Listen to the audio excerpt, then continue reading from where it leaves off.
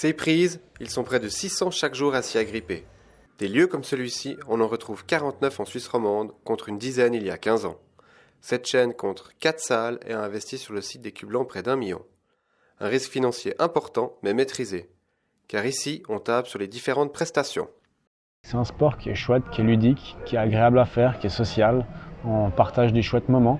Tu viens, tu fais du sport, tu vois les copains, tu bois une bière, tu manges une pizza.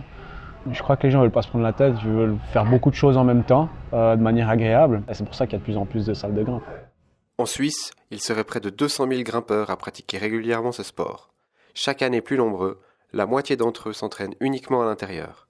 Une tendance qui profite également aux magasins spécialisés, vendant du matériel toujours plus technique et observant une augmentation des ventes de 15 à 20%.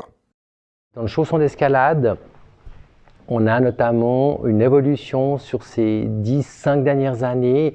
Il y a des chaussons qui sont de plus en plus techniques. Il y a de plus en plus de formes différentes qui correspondent à des formes de pieds différentes aussi. Et puis l'évolution du chausson a énormément évolué en fonction justement du développement des salles et puis de la popularité de l'escalade. Face à une augmentation constante de pratiquants, le marché des salles d'escalade ne cesse de grimper. Une tendance qui préoccupe certains acteurs de la branche.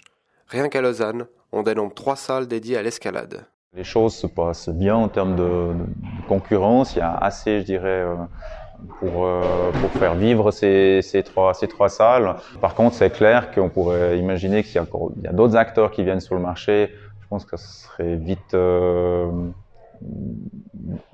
saturé de salles, certainement. Cet engouement pour l'escalade n'a pas échappé au CIO, car pour la première fois, cette discipline sera à l'affiche des Jeux Olympiques de Tokyo l'année prochaine. La preuve que l'ascension de la grimpe n'est pas finie.